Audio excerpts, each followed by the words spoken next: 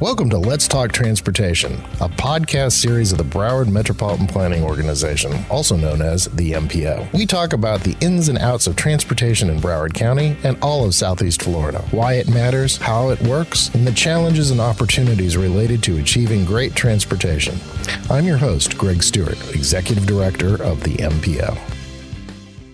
And I'm joined by... I'm Randall Vitale, President of BBX Capital Partners and co-chair of the Transportation Committee for the Broward Workshop. Welcome, Randall. We're going to talk a little bit about transportation and its impacts in our region, but I'd actually like to ask you, Randall, about a few things. You and I have known each other for a while, and you've been serving with the Broward Workshop, especially on the Transportation Committee. Do you want to talk about a little bit about your experiences in transportation and what drives you, literally, to wanting to be involved in transportation? So my entree into transportation was really an accident.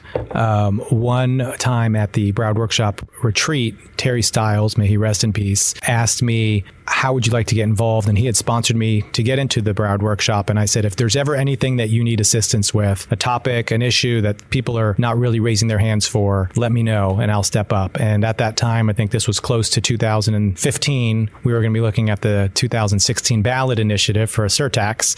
And so I said, sure, Terry, I'll step in. And since then, I've been really involved in transportation. That's actually kind of interesting. Terry Stiles, really influential person here in South Florida, really great for our community. Building a lot of infrastructure, not just commercial infrastructure, but cultural infrastructure that's really made a difference here. So he brought you into the 2016 ballot. Did you have a chance to review the previous transportation ballot that was sponsored by the workshop? Yeah, so the Broward Workshop, I believe in 2006, was front and center on trying to get the penny surtax passed. And we had a lot of historical information and a lot of historical knowledge from members who had been involved and are still involved. So I got a crash course on the transportation surtax and was really excited to work with people like you and the MPO and the county and all the municipalities on trying to get the 16 initiative passed. I always look at the surtax as one of those things that we got to learn from through phases. And I was here with the original surtax effort with the workshop. Great plan, phenomenal plan, lots of great transit and light rail systems that were going to really revolutionize the county. The voters said no. Can you talk to me a little bit about what obstacles that you faced during these different efforts and how you navigated that type of obstacle? So I think everything begins and ends with personal relationships. And I really tried to meet with as many people as possible, elected officials, government officials, stakeholders across the county, and just try to learn about what was important to them and how we could incorporate what the business community was thinking into their area of the issue. And so for me, that was just lots and lots of meetings, some fun one-on-one meetings and some long public meetings. And so I think that those relationships continue to this day because people get to know each other on a personal level. And I think that's really valuable as it relates to trying to make a difference in our community. Your diligence and really the workshop's efforts really helped ultimately get this thing passed the last time. But during the 16 effort, there was,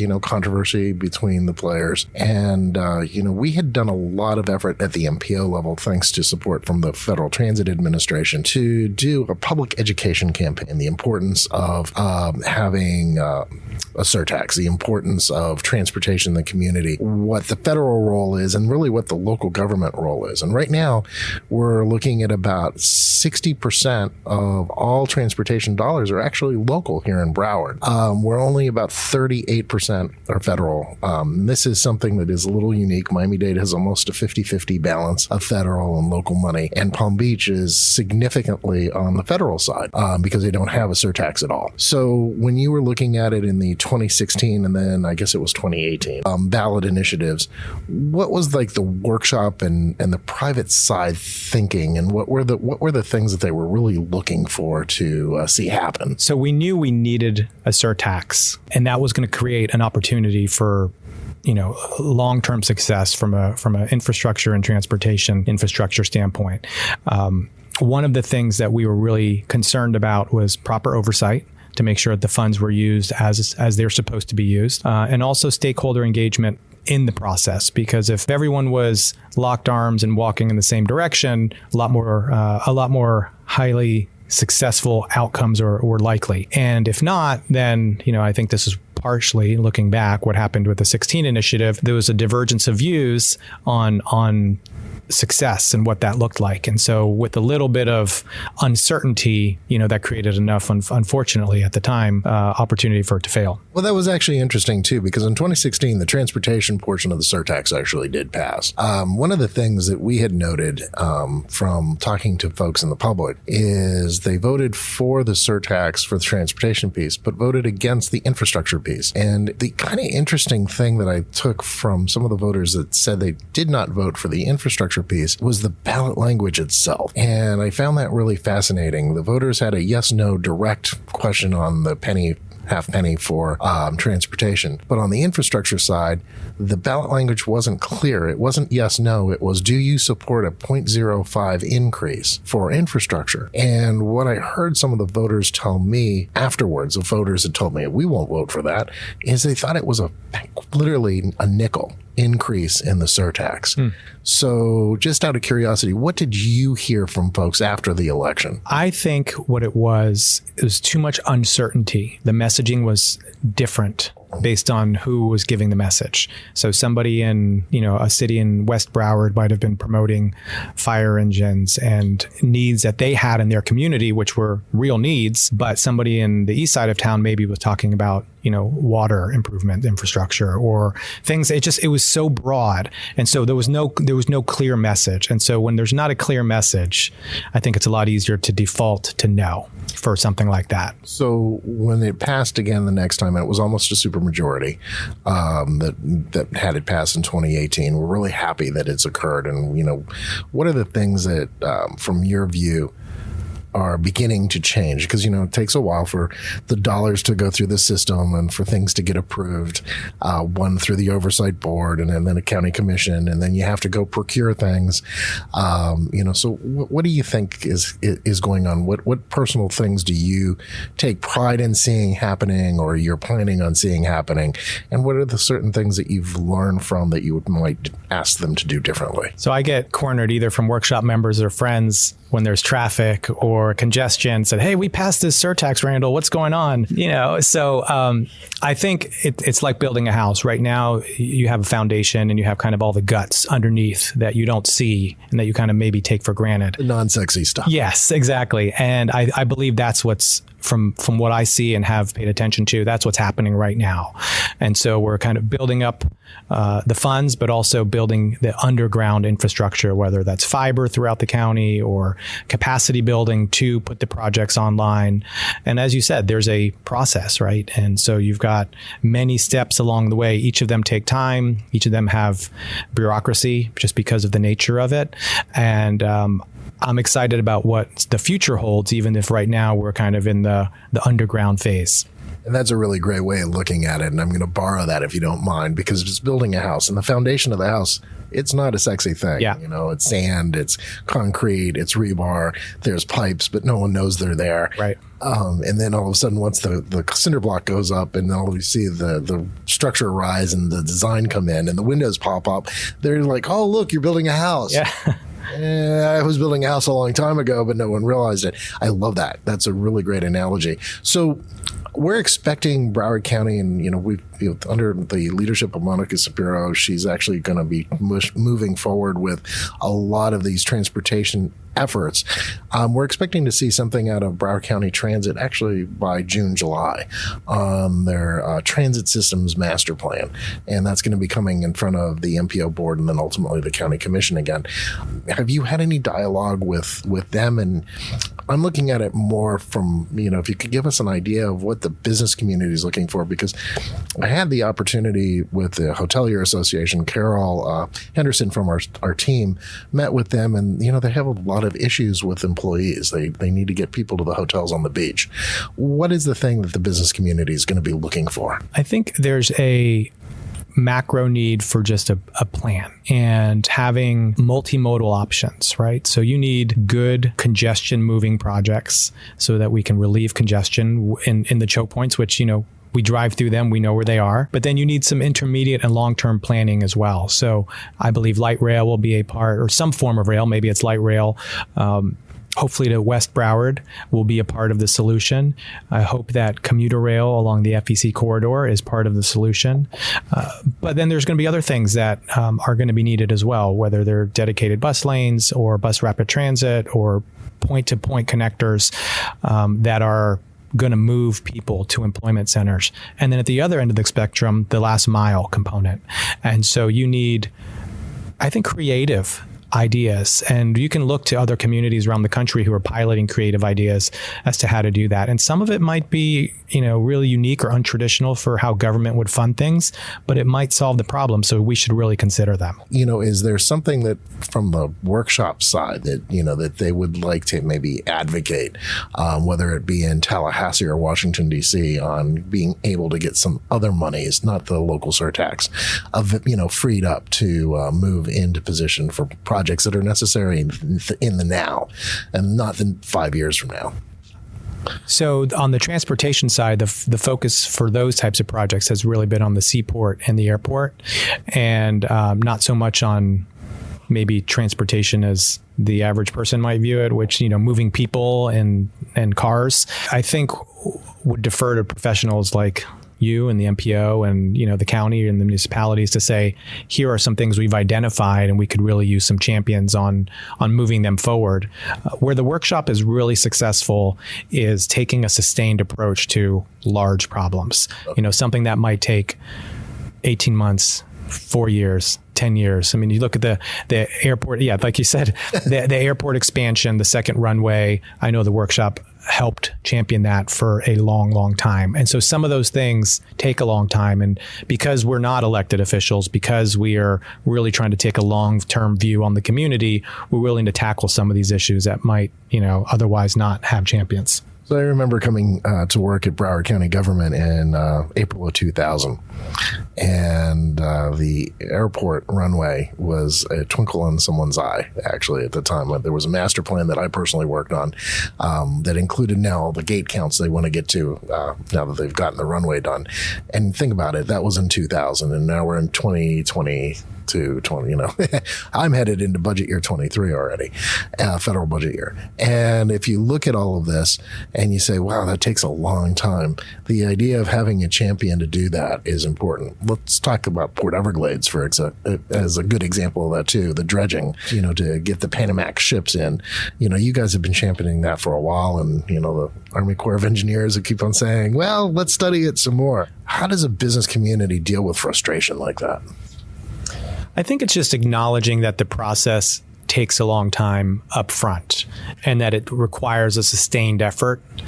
That foundation for a house again. Yeah. If you think something's important, you just keep it on the list of things that are important and you tackle it a piece at a time, a step at a time, understanding that it might be a 5-year time horizon, a 15-year time horizon. Hopefully it's not 15, and hopefully with some sustained efforts, whether it's, lobbying or attention raising or just having a laser focus on the issue, you can move the needle a little bit each year as you try to reach that long-term goal. I actually want to now turn around and maybe get a little bit, talk about your experiences with BBX. Yeah. So, my background prior to joining the BBX Capital family of companies was banking, where I was for 17 years when we started this transportation journey. SunTrust, and then Gibraltar Private Bank. And then probably around 2015, 16, BBX, formerly Bank Atlantic, sold the bank, and they needed a new bank, and I started working with them. And long story short, I joined the team in 2016 to run Hoffman's Chocolates, which was really super fun. I would imagine. Everywhere I went, I was bringing joy and happiness to people by loading them up with chocolate. And there were worse things. So normally I have about 10 pounds of chocolate thanks to you, but that's well, what I'm going to realize now is whether people liked me for the chocolate or not, now that I'm no longer in the Hoffman's role. But I'm doing different things now with the holding company as president of BBX Capital Partners. And we've got just a diverse group of companies there. With the diversity, I mean, talking about the real estate development side, talking about even Hoffman's, the transportation system, and I'm going to go back to that, is so important for the delivery of products. People don't necessarily, we think about it for buses, we think about the timing of lights, but we don't necessarily think about it from the economic development side, the creating job side. We've been really good at making sure that our highway system and our arterial system network works well enough for the delivery of product. So from your experience with Hoffman's, was there any time that you ever went, my God, this isn't getting to, the supply chain isn't working. I can't get my trucks from Port Everglades to the manufacturing facilities. I mean, what type of thought did you give into that? So supply chain has been a real issue for the last, since the pandemic started, a few months after that. And it's not resolved as of today, whether it's the skyrocketing costs of containers and bringing packaging or product components, plastic components or whatever from Asia to the United States, whether they show up at all or whether your cost structure changes drastically because of the increased container price. Knock on wood, I hope that they have stabilized a little, stabilized at a very high level, but that's a big piece of cost for the average consumer here in the United States, is things getting brought to the United States from different parts of the world, specifically Asia. It was an interesting articles that were done when the port in LA, which is one of the busiest ports for bringing things in from Asia, and you could just see all the freighters sitting out on, off the coast. That exact same thing is happening right now in Shanghai with the COVID outbreak there, and the government really cracking down. 2 or 3 cases are like, boom, close of business. How do you see that impacting us over the next maybe couple of years? Because, if you can't get product here, like you're saying, you can't get the plastics, how do you wrap things? How do you, get things in containers that are necessary for even, I think you have one of your lines is manufacturing doors, I think. Yeah. How does that impact that? Yeah. So on the business side, one of our companies is called Renin. It's out of Canada. We do a lot of barn doors and barn door hardware.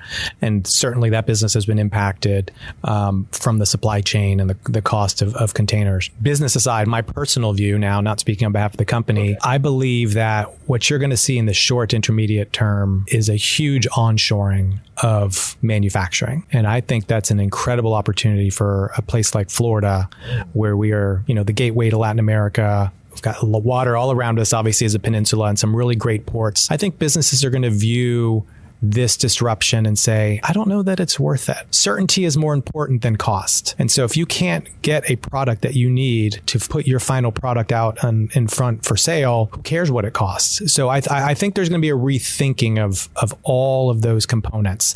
And, maybe not little plastic small widgets, but I don't know, maybe. And I think onshoring is a tremendous opportunity for Florida. That's actually a really interesting thing. And you and I have known each other for a while. When I first, my first job here was working for my father, and we actually did the external components to the IBM PC, which was manufactured in Boca Raton. Now it's in China. It's Lenovo. The company is called Lenovo now. But the IBMs were manufactured here. They, everything internalized. The plastic for the bezels came from Ohio, from Malay. We did metallizing and painting. It went to the manufacturing plant in Boca. Chips came from North Carolina and Georgia. All of this was domestically produced.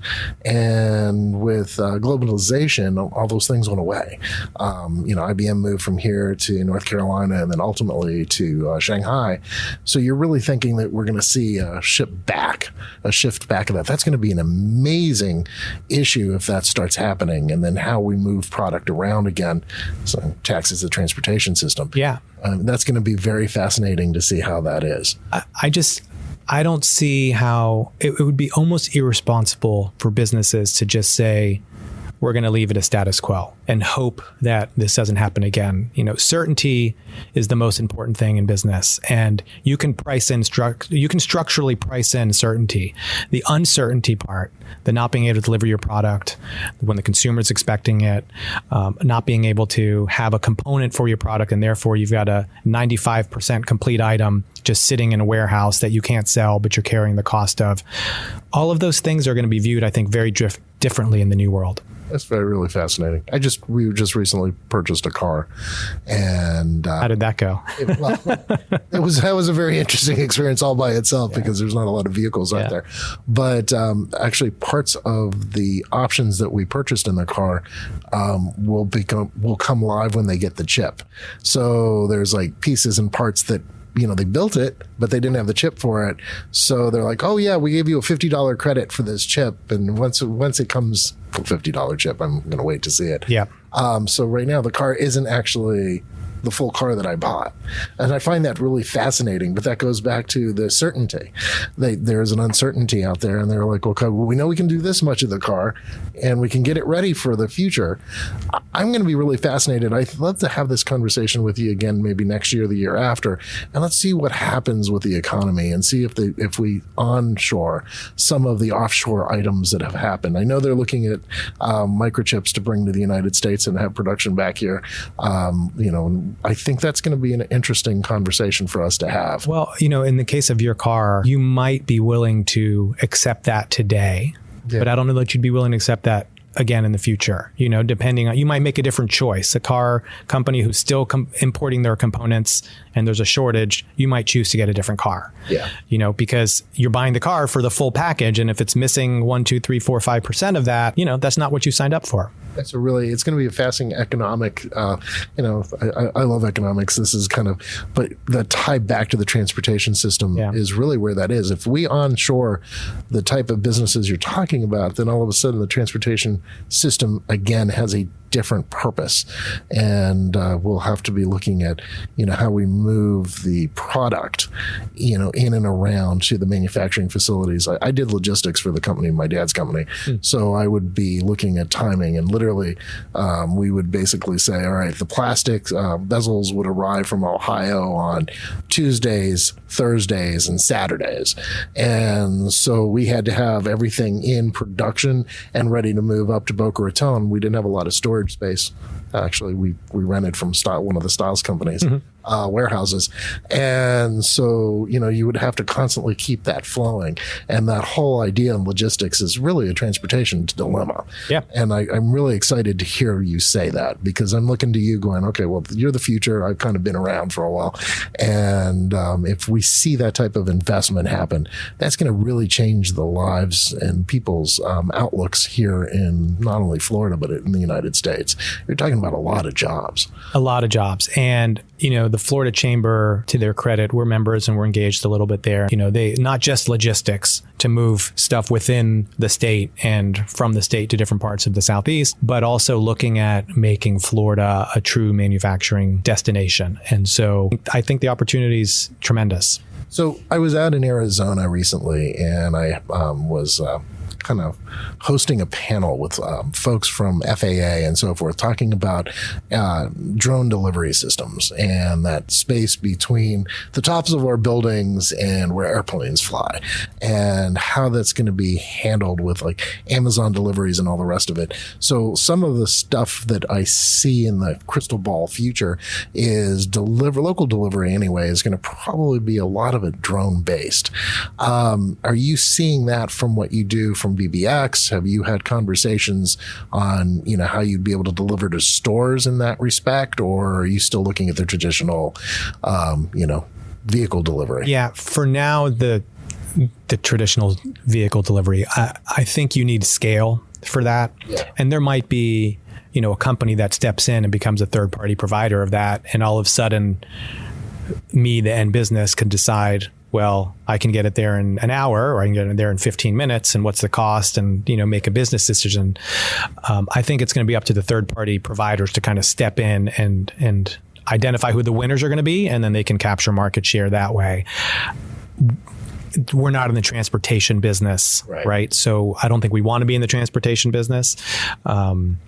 So you kind of leave it up to the professionals. Just like, we ship from our factory maybe to our stores. So that's local transportation. But if we need to ship to a distribution center across the country, we hire a third-party logistics company to do that, right? So it'd be the same thing. Interesting. That's going to be interesting.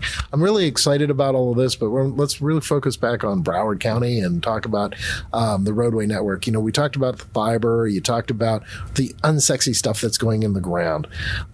Ultimately, I'm aware of what fiber does, and I know you do too. So do you want to talk a little bit about what that would mean for the future of our transportation system? Yeah, here's the deal. If you don't have good underlying technology, you can't build good technology on top. And that's basically what the fiber will allow. And there's technologies that exist today, which we know, and there's technologies that are coming in the future, which we know a little about or don't know anything about. If you don't have a good underground structure to support current and future technologies, then you're going to always be playing catch up. So it's important to, as much as you can, stay on top of state-of-the-art technology from an infrastructure standpoint, so that when the future technology arrives, you're not, behind the eight ball. One of the things that the MPO just started working on, and I'm personally involved with it, is a digital twin of all of South Florida, not just Broward County. And tell me more about that. The digital twin itself is actually the built environment as we see it. It's an electronic version of it.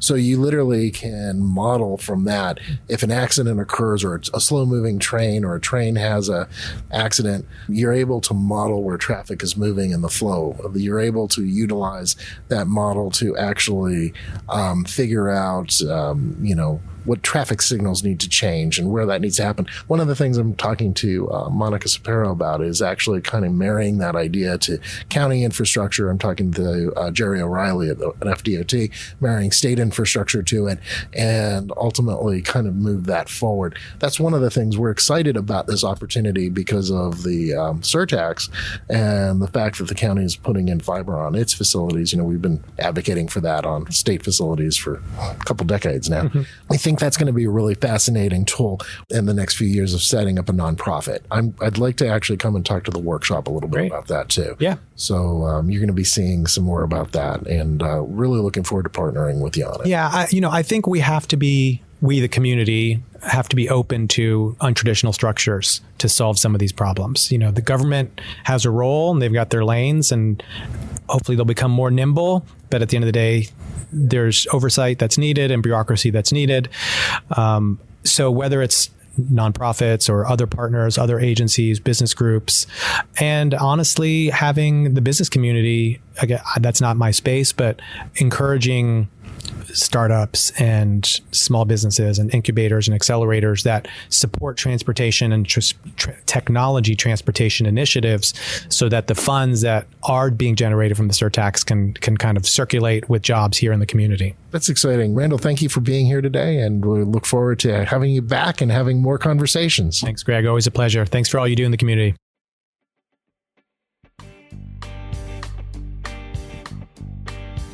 The Let's Talk Transportation podcast is produced by the Broward MPO, where every day we fund and implement projects that move people and goods, create jobs, and strengthen communities. Learn more at browardmpo.org and follow us on Facebook, Twitter, Instagram, and LinkedIn at Speak Up Broward. If there is a transportation topic you'd like to know more about, let us know by sending an email to info@browardmpo.org. The views expressed by guests are their own, and their appearance on the program does not imply an endorsement of them or any entity they represent. Views and opinions expressed by MPO employees are those of the employees and do not necessarily reflect the view of the MPO or any of its officials. For complaints, questions, or concerns about civil rights or non-discrimination, or for special requests under the Americans with Disabilities Act, please contact Carl Ema, Title VI Coordinator, at 954-876-0052 or EMAC at browardmpo.org.